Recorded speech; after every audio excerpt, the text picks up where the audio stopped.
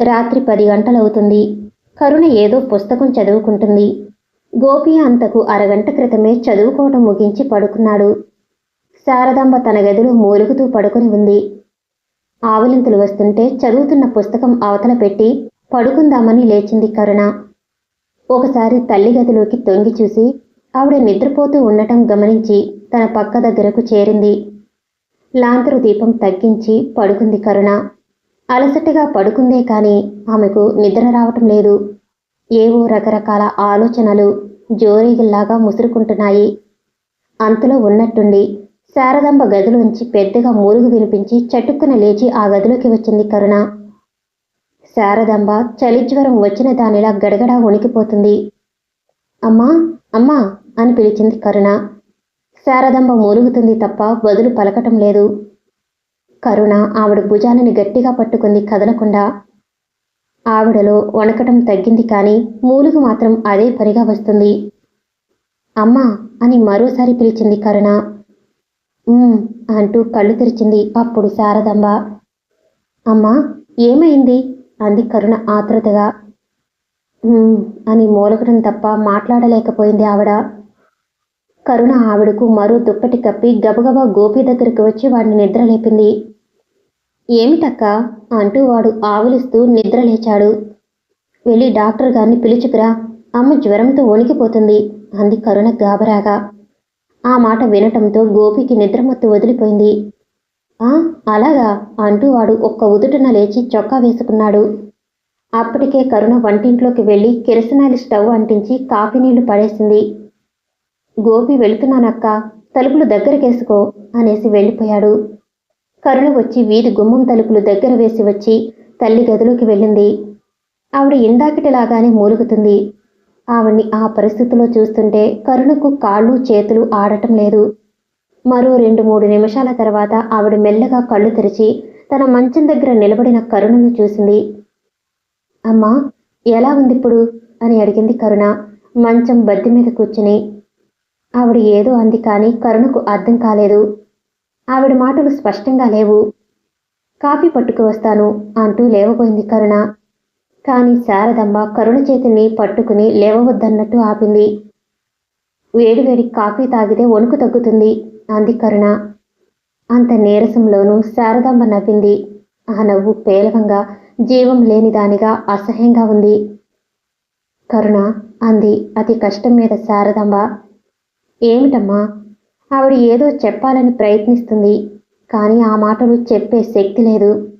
పెదవులు అస్పష్టంగా కదులుతున్నాయి కానీ ఏదో చెప్పాలన్న కోరిక కళ్ళల్లో కనిపిస్తుంది. చెప్పమ్మా అంది కరుణ.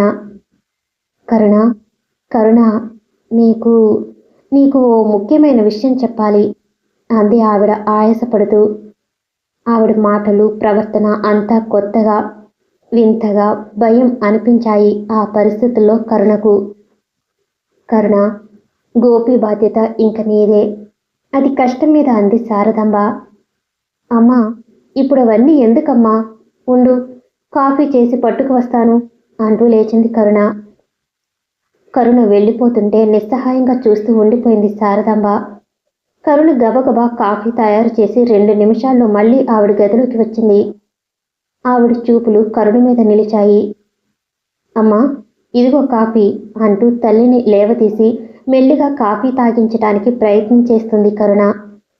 2 గుటకలు వేసింది శారదాంబ. అంతే, ఆవిడ తల వాలిపోయింది. అమ్మా అంది భయంగా కరుణ. అంతలోనే గోపి డాక్టర్తో అడుగుపెట్టాడు గదిలోకి. గోపి అంది కేక పెడుతున్నట్టు కరుణ. డాక్టరు శారదాంబ నాడి పరీక్ష చేసి అంతా మించిపోయిందన్నట్లు పెదవి విరిచాడు. గోపికి అక్కడ జరుగుతున్నదేమిటో అర్థం కాక అయోమయంగా చూస్తూ ఉండిపోయాడు. చూడమ్మా, ఆవిడకు ఇంక మనం చేయగలిగేదేమీ లేదు అన్నాడు డాక్టరు.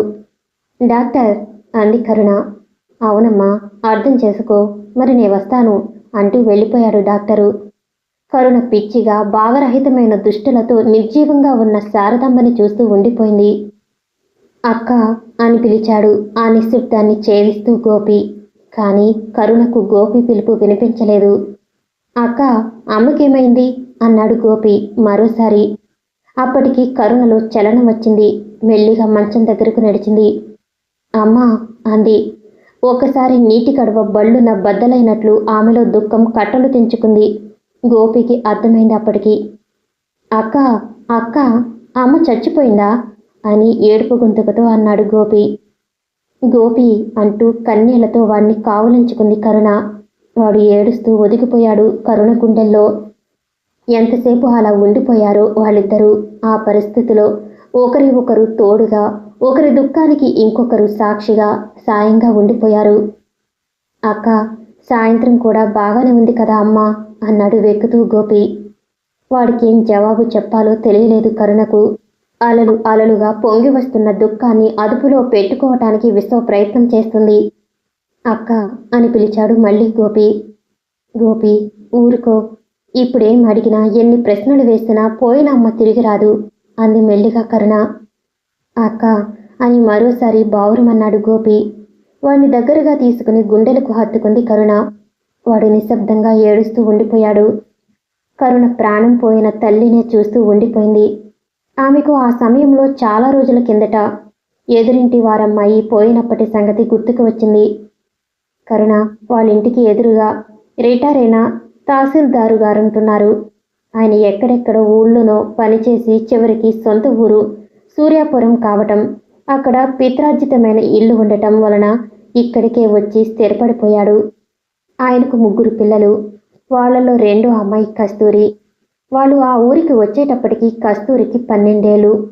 4th ఫారం చదువుతూ ఉండేది. బొద్దుగా తెల్లని ఛాయలో చక్కటి కనుముక్కు తీరుతో అందంగా ఉండేది కస్తూరి. కస్తూరి పైన ఒక మగపిల్లవాడు, తర్వాత మళ్ళీ మగపిల్లవాడే. దాంతో ఒక్కగానొక్క అమ్మాయి కస్తూరి కావటంతోనూ, కాస్త డబ్బుకు లోటు లేని వాళ్ళు కావటంతోనూ కస్తూరిని గారాభంగానే చూసేవాళ్ళు ఇంట్లో. గారాభం అని కస్తూరి పెంకిపిల్ల కాదు. చదువులో కూడా మంచి మార్కులే వచ్చేవి. అయితే ఎటు వచ్చి ఆ పిల్లలో కాస్త పట్టుదల ఓ పాలు ఎక్కువ ఉండేది. వాళ్ళు ఆ ఊరికి వచ్చిన కొద్ది రోజులకే కరుణకి కస్తూరికి బాగా స్నేహం కలిసింది. బడి లేనప్పుడల్లా కరుణ దగ్గరే కస్తూరికి కాలక్షేపం. కరుణ కూడా ఏమాత్రం అవకాశం దొరికినా వాళ్ళింటికి వెళ్ళేది. వాళ్ళిద్దరూ అప్పచెల్లెళ్ళై ఉండాల్సింది అనేది కస్తూరి వాళ్ళమ్మ. కరుణ నవ్వేది ఆ మాట విని. ఇప్పుడైనా కరుణ నాకు అక్కయ్య కాకపోతుందా ఏమిటి అనేది కస్తూరి. అవును కస్తూరి, నువ్వు నా ముద్దు చెల్లెలివే, నేను నీ అక్కయ్యనే అనేది దానికి జవాబుగా కరుణ. ఏమోనమ్మా, ఈ పెళ్లికి ఇంత సన్నిహితమైన స్నేహాలు లేవు ఇదివరకు ఏ ఊళ్ళోనూ. కానీ నువ్వు కనిపించాక, నీతో స్నేహం చేశాక ఇల్లు కూడా మర్చిపోతుంది అనేది కస్తూరి వాళ్ళమ్మ. చూడక్క, నేను అస్తమానం నీ ఇంట్లోనే ఉంటున్నానని అమ్మ ఎలా డొంక తిరుగుడుగా చెబుతుంది అంటుంది కస్తూరి తల్లి మాటలు విని. నీకు తెలివితేటలకేం లోటు లేదు. అమ్మ అలా అనటం లేదు. ఎప్పుడు తిరుగుడే కాక కాస్త క్లాసు పుస్తకాలు కూడా చదవమని చెబుతుంది అనేది కరుణ. నువ్వు కూడా మా అమ్మ జట్టే అన్నమాట. అంతేలే, పెద్దవాళ్ళు అంతా ఎప్పుడు ఒకటే కోపం నటిస్తూ అనేది కస్తూరి. కరుణ కస్తూరి వాళ్ళమ్మ గలగలా నవ్వేసేవాళ్ళు కస్తూరి మాటలు విని. అది చూసి ఊడుక్కునేది కస్తూరి. అలా గలగల సెలయేరులా నవ్వుతూ తుళ్ళుతూ ఉండేది కస్తూరి. ఏ పండగ వచ్చినా, ఏ పబ్బం వచ్చినా కస్తూరి ఉత్సాహం రెట్టింపు అయ్యేది. ఆ సంబరం సంతోషం అంతా తనదే అయినట్టుండేది ఆ పిల్ల. చెంగున ఎగిరే లేడి పిల్ల, గాలిలో స్వేచ్ఛగా ఎగిరే విహంగం గుర్తుకు వచ్చేవి కస్తూరిని. అలాంటి రోజుల్లో చూస్తే కరుణకు. ఏ బాధ్యత బాధ లేని జీవితం కస్తూరిది. అంత స్వచ్ఛంగానూ నిర్మలంగానూ నవ్వుతుంది కస్తూరి. ఆ నవ్వులో కల్మషం ఉండేది కాదు, కార్పణ్యం ఉండేది కాదు. మల్లె పువ్వుల మంచు ముక్కల తెల్లగా చల్లగా ఉండేది. అలాంటి కస్తూరి జీవితంలో విషాద సంఘటన ఒకటి ఎదురైంది. అది ఎవరూ ఊహించలేదు. అనుకోని ఆశ నిపాతంలా వచ్చి పడింది. ఆ సంవత్సరం ఊరంతా మసూచి విషూచి వ్యాధులు వచ్చి పడ్డాయి. సూర్యాపురం యావత్తు పాకిపోయాయి ఆ వ్యాధులు. అంతవరకు ఎంతో ఆరోగ్యంగా దృఢంగా ఉన్నవారు సైతం 1-2 రోజులు పడకలేయవలసి వచ్చింది. ఊళ్ళో ఉన్న ప్రభుత్వ ఆసుపత్రిలో రోజు 1-2 చావులు వచ్చేవి. ఆసుపత్రిలో చేరిన వాళ్ళంతా క్షేమంగా ఇంటికి వస్తారన్నది అపనమ్మకంగా మారిపోయింది అప్పట్లో. ఊరంతా ప్రమాదకరమైన ఆ జబ్బులతో అట్టుడికిపోతుంది. పట్నం నుంచి ప్రత్యేకంగా వైద్య బృందం ఒకటి వచ్చింది. డాక్టర్లు, మందులు నిరంతరం అందుబాటులో ఉన్న ఊళ్ళో ఆ రోగాల ఉధృతం తగ్గుముఖం పట్టలేదు. ఆ రోజు బడి నుంచి వస్తూనే కస్తూరి తలనొప్పిగా ఉందని పడుకుంది. సరేలే, నీకు ఏం వచ్చినా పట్టలేం. కాస్త ఈ పూటకి అన్నం మానేయ్, తెల్లవారేసరికి తగ్గిపోతుంది అంది కస్తూరి వాళ్ళమ్మ. కానీ ఆ రాత్రి ఆ 10 గంటలకే కస్తూరికి వచ్చిన జ్వరం మామూలు జ్వరం కాదని విషజ్వరమని తేలింది. కస్తూరి వాళ్ళ నాన్నగారు టాక్సీ వేసుకుని వెళ్లి పట్నం నుంచి మంచి వైద్యుణ్ణి తీసుకువచ్చారు. కస్తూరి పరిస్థితి చాలా ప్రమాదకరంగా ఉందని చెప్పాడు ఆ డాక్టరు. ఆ పిల్లని పరీక్ష చేసి తక్షణం కస్తూరిని పట్నం తీసుకెళ్లి మంచి క్లినిక్లో చేర్పించడం మొదటి పనిగా చెప్పాడు ఆ డాక్టరు. కస్తూరి వాళ్ళ నాన్నగారు అందుకు తక్షణం ఏర్పాట్లు చేశాడు. ఆ సంగతి తెలిసి కరుణ కస్తూరి వాళ్ళ ఇంటికి వచ్చింది. కస్తూరి మంచం మీద స్పృహ లేకుండా పడి ఉంది. కస్తూరి వాళ్ళమ్మ కరుణను చూస్తూనే బోరుమంది. ఆవిడ్ని ఊరుకోపెట్టాల్సిన వంతు కరుణదయ్యింది. నిశ్శబ్దంగా నిశ్చలంగా పడుకుని ఉన్న కస్తూరిని చూస్తుంటే కరుణకు దుఃఖం ఆగటం లేదు. కడుపులో ఎవరో చెయ్యి పెట్టి కెలికినంత బాధగాను ఉంది. ఆ రాత్రికి రాత్రి కస్తూరిని పట్నం తీసుకువెళ్లి క్లినిక్లో చేర్పించారు. ఆ మర్నాడు రెండో రోజు కస్తూరి వాళ్ళ నాన్నగారు డబ్బు మంచినీళ్లలా ఖర్చు పెట్టారు. కస్తూరి వైద్యం కోసం, ఆమె బతికి బట్టకట్టడం కోసం. డాక్టర్లు దేవుళ్ళు, కారు, డబ్బు అమృతమూ కాదు, చనిపోతున్న వాళ్ళని బతికించటానికి. ఆ చేదు నిజం రెండో రోజు సాయంత్రమే కస్తూరి వాళ్ళ నాన్నగారికి తెలిసి వచ్చింది. ఏ వైద్యుడు కస్తూరి ప్రాణానికి హామీ ఇవ్వలేకపోయాడు. ఇక్కడ మేం చేయగలిగిందేమీ లేదు. మహా అయితే ఇంకో 4-5 గంటలు బతుకుతుంది ఈ పిల్ల అన్నాడు డాక్టరు. కస్తూరి వాళ్ళ నాన్నగారికి ఆ మాటలు సమ్మెటపోటుల్లా తగిలాయి. బంగారం లాంటి జీవితం ముందే ఉండగా ఆయుష్ నిండిపోతున్న కస్తూరిని తలుచుకుంటుంటే ఆయనకు ఉప్పెనలా దుఃఖం ముంచుకు వచ్చింది. చెట్టంత మనిషి చేవచచ్చిన వాడిలా అయిపోయాడు. జీవన్మరణ స్థితిలో కొట్టుకుంటున్న కస్తూరిని ఇంటికి తీసుకొచ్చారు. కస్తూరికి ఒంటి మీద స్పృహ లేదు. మూసుకున్న కళ్ళు తెరిచే సూచనలే కనిపించటం లేదు. తల్లిదండ్రులు పడే బాధని, వేదనని ఆ పిల్ల గ్రహించే స్థితిలో లేదు. కస్తూరిని పట్నం నుంచి తీసుకువచ్చారని కరుణ, గోపి వెళ్లారు చూడటానికి. ఇల్లంతా శోక సముద్రంలో మునిగి ఉంది. వాళ్ళు వెళ్లేటప్పటికీ అప్పటికే కస్తూరి ఇహలోక బంధాలను వదిలించుకుని వెళ్ళిపోయింది. 3 రోజుల క్రితం మూసిన కన్ను కస్తూరి మళ్లీ తెరవనేలేదు. కరుణకు అది పెద్ద షాక్లా తగిలింది. నిజానికి అంతకు పూర్వం కస్తూరి ఎంతగా తనకు దగ్గరయింది కరుణకు తెలిసి రాలేదు. కానీ కస్తూరి చచ్చిపోయిందన్న సంగతి తెలిసాక ఆ సంఘటన తన హృదయంలో ఎంత బలంగా ముద్ర వేసింది తెలిసి వచ్చింది. కస్తూరి పోయిన తర్వాత వాళ్ళింట్లో ఏదో శ్మశాన నిశ్శబ్దం అలముకుంది. ఆ ఇంట్లో నవ్వులు, సందడి వినిపించడం మానేశాయి. ఆ ఇల్లు పాడుబడిన ఇల్లులా, ఆ ఇంట్లో మనుషులు బలవంతంగా చేదు తిన్న వాళ్ళలా కనిపిస్తారు కరుణకి ఇప్పుడు. అక్క అన్న పిలుపుతో కరుణ వాస్తవంలోకి వచ్చింది. అప్పటికి గోపిలో దుఃఖపు ఉధృతం తగ్గింది. కరుణకు అప్పుడు ఏం చేయాలో అర్థం కావటం లేదు. జీవితంలో అంత సన్నిహితంగా చావును తొలిసారిగా చూస్తున్న కరుణకు మెదడంతా మొద్దుబారిపోయింది. గోపి లేచి నెమ్మదిగా బయటికి వెళ్ళాడు. కాసేపటికి ఆ ఇల్లు ఇరుగు పొరుగు వాళ్లతో నిండిపోయింది. మిమ్మల్ని శ్రీధర్ గారు రమ్మంటున్నారు అన్నాడు నౌకరు. తలవంచుకు వ్రాసుకుంటున్న కరుణ తలెత్తింది ఆ మాటలకి. వస్తున్నానని చెప్పు అన్ని ఫైల్స్ సర్దటం మొదలుపెట్టింది. నౌకరు వెళ్ళిపోయాడు అలాగేనంటూ. తల్లిపోయిన తర్వాత 10 రోజులు సెలవు పెట్టింది కరుణ. ఆ రోజే ఆఫీసుకు వచ్చింది. శారదాంబ గారు పోయిన 4 రోజులకు శ్రీధర్ సూర్యాపురం తిరిగి వచ్చాడు. అతను రాగానే చంద్రన్ చెప్పాడు శారదాంబ పోయిందని. అది విని శ్రీధర్ షాక్ తిన్నాడు. అతనికి తను వింటున్నది నిజమో అబద్ధమో తెలియలేదు. అతను ఆ పరిస్థితి నుంచి తేరుకోవటానికి చాలాసేపు పట్టింది. శ్రీధర్ ప్రయాణం చేసి వచ్చిన రాత్రి స్నానం గాని మరి ఇతర పనులు గాని చేయకుండానే కరుణ దగ్గరకు బయలుదేరాడు. అతను అక్కడికి వెళ్లేసరికి ఆ ఇంట్లో చాలామంది ఉన్నారు. అతనికి పరిచయం లేని వాళ్ళు. కరుణ లోపల ఎక్కడో ఉంది. గోపి కూడా కనిపించలేదు అతనికి. అక్కడ ఎవరితో మాట్లాడాలో ఏం మాట్లాడాలో అతనికి తెలియలేదు. ఎవరో ఒక ముసలాయన మాత్రం శ్రీధర్ గురించి వివరాలు అడిగాడు. ఏదో చెప్పి అక్కడ నుంచి వచ్చేశాడు. ఆ తర్వాత 4 రోజులకు మరోసారి కరుణ వాళ్ళ ఇంటి వైపు వెళ్ళాడు. అప్పుడు అంతే అయ్యింది. ఎవరో ఇంటి అరుగు మీద కూర్చుని మాట్లాడుకుంటున్నారు. ఒకసారి ఆ వీధిలో అటు నుంచి ఇటు తిరిగాడు. కరుణ ఏమైనా కనిపిస్తుందేమోనని. అతని ఊహ నిజం కాలేదు. విసుగ్గా వెనక్కి వెళ్ళిపోయాడు. వారం రోజులు గడిచాయి. ఆ రోజే కరుణ ఆఫీసుకు వచ్చింది. రండి అన్నాడు శ్రీధర్ కరుణని గుమ్మంలో చూడగానే. ఆ 10 రోజుల్లో చాలా మార్పు వచ్చింది ఆమెలో. ఇదివరకటి కళాకాంతులు లేవు ఆమె మొహంలో. మనిషి చాలా చిక్కిపోయి ఎముకల గూడులా తయారైంది. కళ్ళు కాంతి హరించుకుపోయి గాజు కళ్ళల్లా ఉన్నాయి. శ్రీధర్ ఒక్క క్షణం ఆశ్చర్యపోయాడు ఆమెను అలా చూసి. కరుణ మెల్లిగా వచ్చి అతనికి ఎదురుగా ఉన్న కుర్చీలో కూర్చుంది. 1-2 నిమిషాలు నిశ్శబ్దంగా గడిచిపోయాయి. శ్రీధర్కి తను చెప్పదలుచుకున్నది ఎలా చెప్పాలో అర్థం కావటం లేదు. నేను ఊరి నుంచి రాగానే చంద్రన్ చెప్పాడు జరిగింది. 2-3 సార్లు మీ ఇంటికి వచ్చాను. కానీ ఎవరో చాలామంది ఉన్నారు అన్నాడు కాసేపటికి శ్రీధర్. కరుణ వింటూ ఉండిపోయింది. చాలా దురదృష్ట సంఘటన జరిగింది. మీరు కూడా ఊహించి ఉండరు. అవునన్నట్లు తలూపింది ఆమె. మీకు ధైర్యం చెప్పే అంత పెద్దవాణ్ణి కాదు. పైగా ఆ 10 రోజుల తర్వాత అలా చెప్పటం హాస్యాస్పదంగా ఉంటుంది కూడా అన్నాడు శ్రీధర్. కరుణ మాట్లాడలేదు.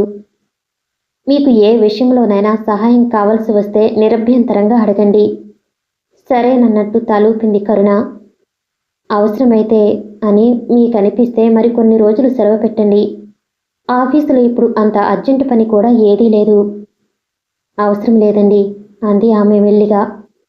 చూడండి, మీరు ఇంత బేలగా ఉంటే గోపికి ఎవరు ధైర్యం చెబుతారు అన్నాడు శ్రీధర్. పేలవంగా నవ్వింది ఆమె. ఇంక మీ పని చూసుకోండి. కరుణ వెళ్ళిపోయింది.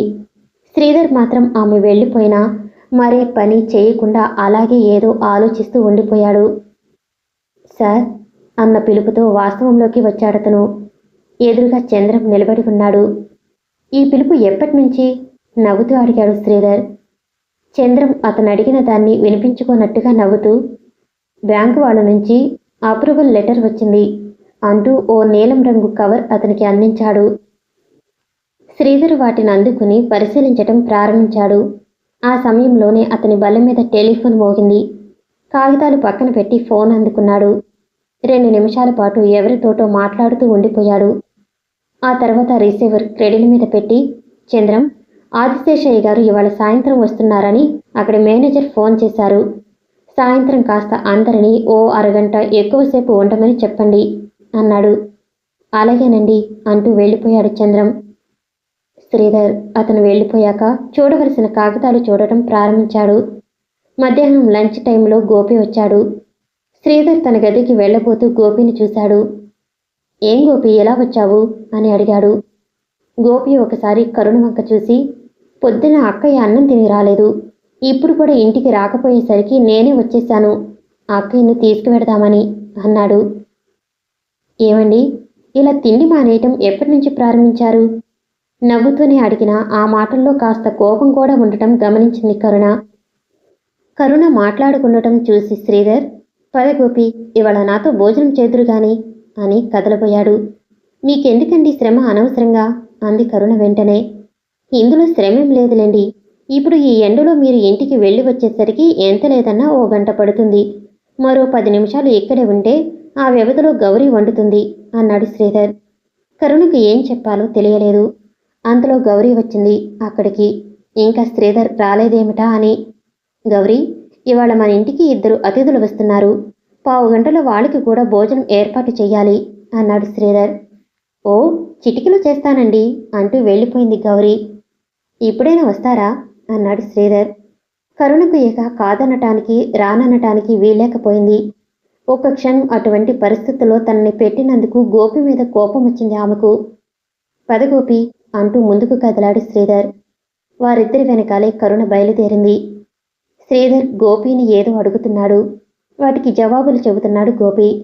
5 నిమిషాల్లో శ్రీధర్తో పాటు అతని రెస్ట్ హౌస్కి వచ్చారు కరుణ, గోపి. కూర్చోండి అంటూ వాళ్ళిద్దరికీ సోఫా చూపించి తను లోపలికి వెళ్ళాడు శ్రీధర్. లోపల నుంచి గౌరీ వంట చేస్తున్న అలికిడి వినిపిస్తుంది. 5 నిమిషాల తర్వాత శ్రీధర్ పువ్వుల లుంగి వేరే చొక్కా వేసుకుని వచ్చాడు. గోపి, పరీక్షలు దగ్గర పడుతున్నాయి, బాగా చదువుతున్నావా మరి అని అడిగాడు. బాగానే చదువుతున్నానండి. కరుణ వాళ్ళిద్దరి సంభాషణ వింటూ ఏదో సినిమా పత్రిక తిరిగేస్తుంది. అంతలో లోపల నుంచి ఏదో పెద్ద శబ్దం వినిపించింది. ముగ్గురు ఉలిక్కిపడ్డారు. శ్రీధర్ లేచి వెళ్ళాడు. వెనకాలే గోపి వెళ్ళాడు. ఏం లేదండి, కారం డబ్బా కింద పడింది అంతే అంది గౌరీ శ్రీధర్ లోపలికి రాగానే. శ్రీధర్ వెనక్కి తిరుగుతుంటే కరుణ రావటం గమనించాడు. గౌరీ, నేను కూడా సాయం చేస్తాను అంది కరుణ. నో, మీరు అతిథులుగా వచ్చి పని చేయటమేమిటి అన్నాడు కంగారుగా శ్రీధర్. పర్వాలేదులేండి, ఆడవాళ్ళకి వంటలో సాయం చేయటం శ్రమ కాదు, కష్టమూ కాదు అంటూ కరుణ లోపలికి వచ్చింది. శ్రీధర్కి మరేం చెప్పాలో తోచలేదు. ఓ 10 నిమిషాలు మీరు ఓపిక పట్టాలి మా కోసం, అయిపోగానే పిలుస్తాను అంది కరుణ. అలాగే అంటూ గోపితో కలిసి ముందు గదిలోకి వచ్చాడు శ్రీధర్. ఇద్దరు వచ్చి కూర్చోగానే, గోపి, మరి వచ్చే ఏడాది పట్నంలో కాలేజీలో చేరతావా అని అడిగాడు శ్రీధర్. చేరాలని ఉందండి నాకు అన్నాడు గోపి. నువ్వు కాలేజీలో చేరే బాధ్యత నాది, సరేనా అన్నాడు శ్రీధర్ చిరునవ్వుతో. గోపి ఆశ్చర్యంగా చూశాడు అతని వంక. అవును గోపి, ఇవాళ మన కంపెనీ ప్రొప్రైటరు గారు వస్తున్నారు. ఆయనతో నీ గురించి మాట్లాడతాను. నువ్వు గనక మంచి మార్కులు తెచ్చుకుంటే ఆయనే పట్నంలో స్కాలర్షిప్ సంపాదించి పెడతారు. అర్థమైందా అన్నాడు శ్రీధర్. వింతగా శ్రీధర్ని చూస్తూ ఉండిపోయిన గోపి, నిజమేనా అండి మీరు చెప్పేది అని అడిగాడు. ఏం అబద్ధంగా అనిపిస్తుందా నవ్వుతూ అన్నాడు శ్రీధర్. అది కాదండి, నాకు మంచి మార్కులు తప్పకుండా వస్తాయి, కానీ కాలేజీలో చేరే విషయమే ఇంకా అనుమానంగా ఉంది అన్నాడు గోపి. నువ్వేం అనుమానాలు పెట్టుకోకుండా బాగా చదువు, అలాగే అన్నట్టు తలూపాడు గోపి. ఆ తర్వాత గోపి వాళ్ళ స్కూలు గురించి, తనకు ఎందులో మంచి మార్కులు వచ్చేది చెబుతుంటే కొడుతూ వింటూ ఉండిపోయాడు శ్రీధర్. భోజనానికి వస్తారా అన్న పిలుపు వినిపించేసరికి అటు తిరిగి చూశాడు శ్రీధర్. కరుణ కనిపించింది. రా గోపి అంటూ లేచాడు శ్రీధర్. ఇద్దరు డైనింగ్ రూమ్లోకి వెళ్లేసరికి టేబుల్ మీద అన్నీ చక్కగా సర్ది ఉన్నాయి. 4 పదార్థాలే, బాప్రే అన్నాడు శ్రీధర్. అసలు ఆ అమ్మాయి గారు నన్నేమీ చేయనివ్వలేదండి, అన్నీ ఆరే చేశారు అంది గౌరీ ఫిర్యాదుగా.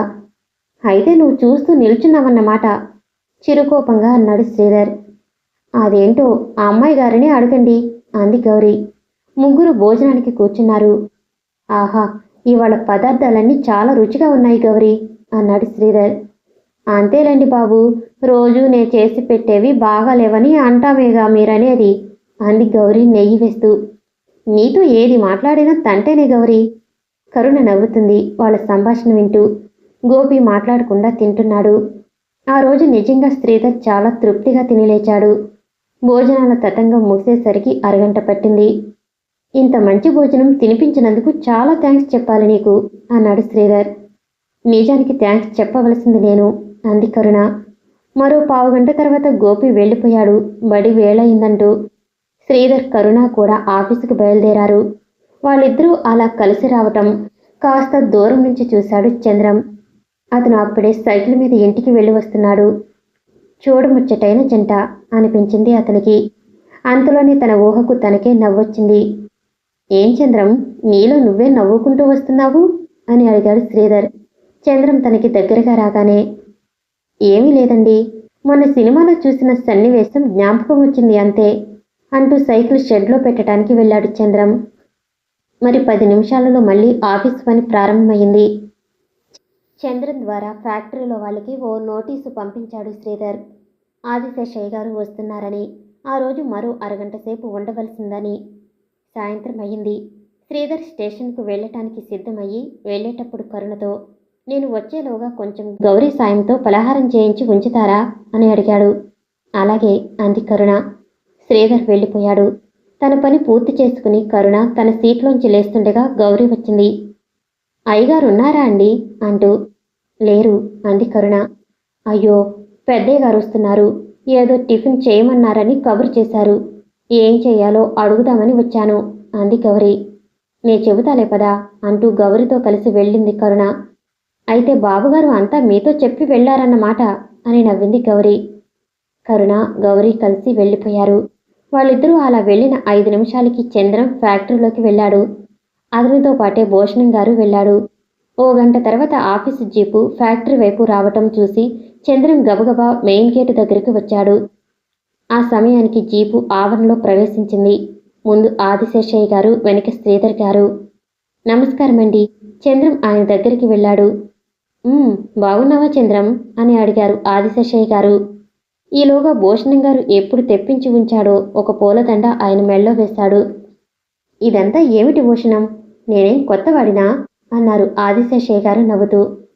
ఏదో మా సంతోషం, కాదనకండి అన్నాడు భూషణం.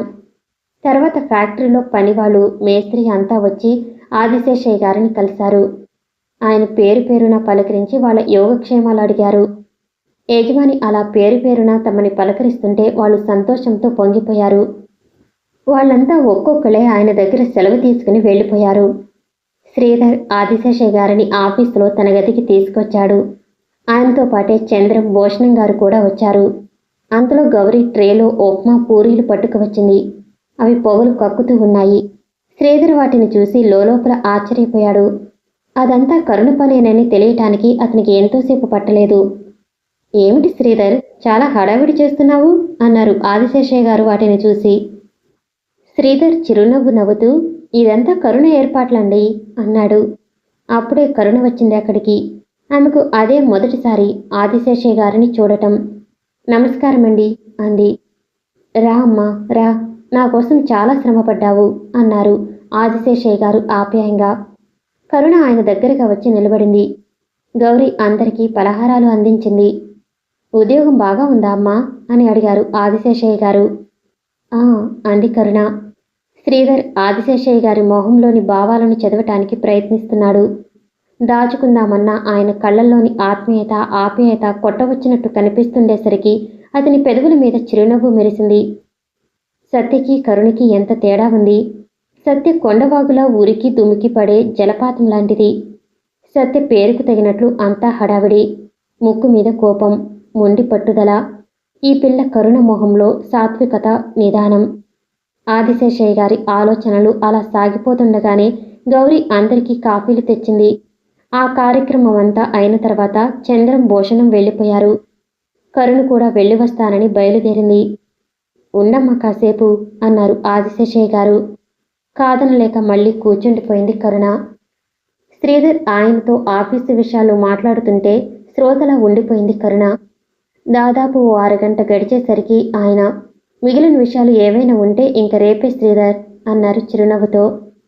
సరే, నేను వెళ్ళి మీ భోజనానికి ఏర్పాట్లు చేస్తానని వెళ్ళిపోయాడు శ్రీధర్. ఆదిశేషయ్య గారు కరుణ ఒంటరిగా ఉండాలనే ఉద్దేశంతోనే అతను అలా వెళ్ళిపోయాడు. మీ అమ్మగారు పోయారని శ్రీధర్ చెప్పాడు నాకు. ఇంట్లో పెద్దవారు ఎవరుంటున్నారు అమ్మా అని అడిగారు ఆదిశేషయ్య గారు. ఎవరూ లేరండి, మా తమ్ముడు గోపి, నేను అంది కరుణ. అలాగా, గోపిని పై ఏడాదిలో కాలేజీలో చేరుస్తావా మరి అని అడిగారు ఆయన మళ్ళీ. ఇంకా ఇప్పుడేమీ అనుకోవటం లేదండి ఆ సంగతి అంది కరుణ. ఆదిశేషయ్య గారికి ఇంకా ఎన్నో విషయాలు, ముఖ్యంగా శారదాంబ గురించి అడగాలని మనసులో కోరిక. ఎంత బలంగా ఉన్నా వాటినన్నిటినీ ప్రయత్నపూర్వకంగా అణుచుకుంటున్నారు. కరుణకి ఇంకా అక్కడి నుంచి వెళ్ళిపోవాలనిపించింది. కానీ ఆయన ఏదో అడుగుతూనే ఉన్నారు. తప్పనిసరిగా కూర్చుండిపోయింది అలాగే. అరగంట తర్వాత శ్రీధర్ వచ్చాడు. ఇంక వెళతానండి అని లేచింది అప్పుడు కరుణ. చీకటి పడిపోయింది బాగా అంటూ ఆదిశేషయ్య గారు శ్రీధర్ కేసి తిరిగి, శ్రీధర్, జీపులో అమ్మాయిని ఇంటి దగ్గర దింపి వస్తావా అన్నారు. అలాగే అన్నాడు శ్రీధర్. ఎందుకండి, నాకు అలవాటే, కొత్త ప్రదేశం కాదుగా అంది కరుణ. వద్దమ్మా, ఇంత చీకట్లో ఒక్కదానివి నడిచి వెళ్ళటం అంత క్షేమం కాదు అన్నారు ఆదిశేషయ్య గారు. మీరు రెస్ట్ హౌస్కి వస్తారా? మిమ్మల్ని అక్కడికి తీసుకువెళ్ళి మేము వెళ్తాము అన్నాడు శ్రీధర్. అప్పటికే శ్రీధర్ గౌరీ చేత ఆయన సామానుని రెస్ట్ హౌస్లో పెట్టించారు. పర్వాలేదు, నేను వెళ్ళగలనులే, మీరు వెళ్ళండి అనేసరికి శ్రీధర్ బయలుదేరుదామా అన్నట్టు కరుణ వంక చూశాడు. వస్తానండి అని బయలుదేరింది కరుణ అతని వెంట. శ్రీధర్ డ్రైవింగ్ సీట్లో కూర్చున్నాడు. అతని పక్కనే కరుణ కూర్చుంది. జీపు వెళ్ళిపోయిన తర్వాత ఆదిశేషయ్య గారు రెస్ట్ హౌస్కి బయలుదేరారు. ఆయన అక్కడికి వెళ్ళేసరికి, గౌరీ, స్నానానికి వేడి నీళ్లు పెట్టానండి అయ్యగారు అంది. వస్తున్నాను అంటూ ఆయన తనకని నిర్దేశించిన గదిలోకి వెళ్లారు. ఆయన స్నానం చేసి వచ్చేసరికి శ్రీధర్ తిరిగి వచ్చేశాడు. జీపు రెస్ట్ హౌస్ పక్కన ఉన్న షెడ్లో పెట్టి లోపలికి వచ్చాడు. ఆదిశేషయ్య గారు డ్రాయింగ్ రూమ్లోని సోఫాలో కూర్చున్నారు విశ్రాంతిగా. శ్రీధర్ వచ్చి ఆయనకి ఎదురుగా ఉన్న కుర్చీలో కూర్చుంటూ, మీతో పాటు సత్యని కూడా తీసుకొస్తే బాగుండేది అన్నాడు. సత్య తన స్నేహితురాలు పెళ్లికి వెళ్ళింది శ్రీధర్ అన్నారాయన ఏదో ఆలోచిస్తూ. కాసేపుండి తను స్నానానికి వెళ్ళాడు శ్రీధర్.